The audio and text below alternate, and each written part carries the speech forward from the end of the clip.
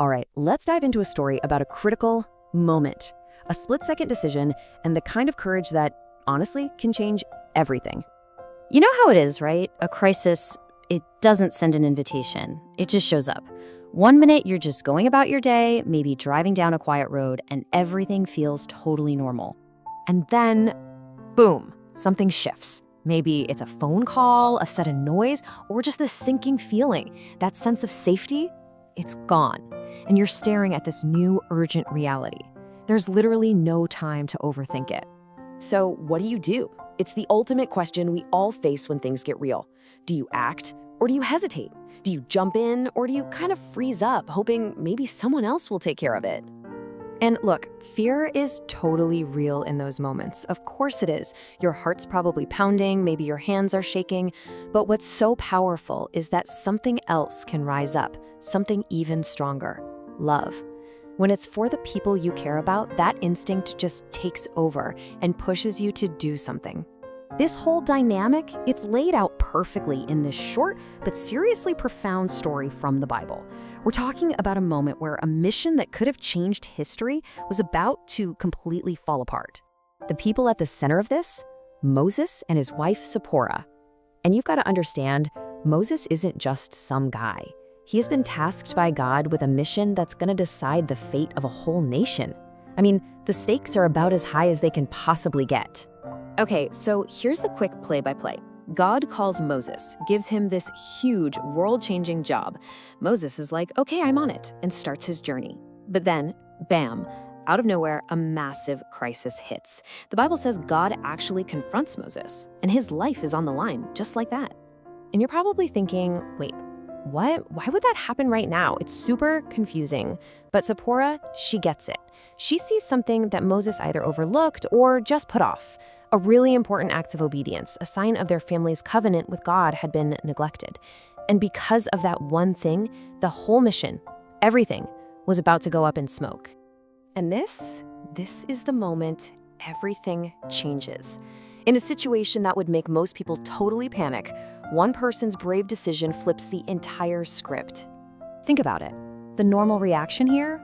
Freeze, panic, wait for someone else to figure it out. But Zipporah? Nope, she moves. Fast. The text makes it so clear. She was quick, she was decisive. Zero hesitation at all. So if you look at what she did, it's pretty simple. First, she saw the real problem. Second, she moved lightning fast. Third, she did what had to be done. And fourth, the crisis was over. It probably wasn't pretty, and it definitely wasn't easy, but it worked. The danger passed. And that's the power of one person. Right there. Just one person acted when it mattered most. Because she stepped up, a life was saved, and this massive history-making mission got to continue. It was saved from failing before it even really got started. But what she did, it was way more than just quick thinking. There's something much deeper going on here. When you boil it all down, Zipporah had two things that really mattered.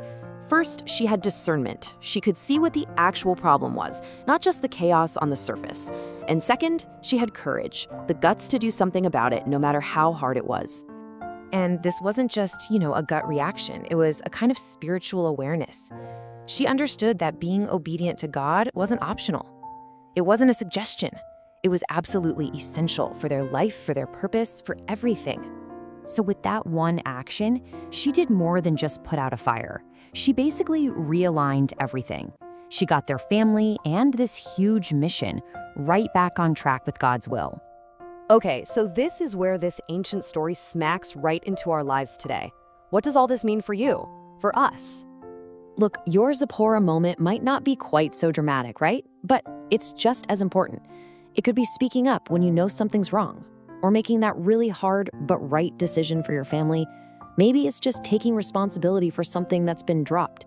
It's that moment you feel it in your gut. I need to do something here. And you actually do it. And here's some really good news. God isn't looking for perfection here. He's not asking you to be flawless. He's just looking for willingness. A heart that's ready to say, okay, I'll do it when the time comes. I love this idea. Sometimes the most spiritual thing you can possibly do is just act. We can think faith is all in our heads or hearts, something quiet. But this story shows us that no, sometimes faith has to have feet. It's about taking action. So that leaves us with a pretty big question, doesn't it? Because your moment is going to come. It will. We all have them. The real question isn't if, it's how will you respond? And maybe this is the biggest takeaway of all. Courage is not the absence of fear. It's never been about that. It's about feeling that fear and doing the right thing anyway. It's action, right in the middle of it.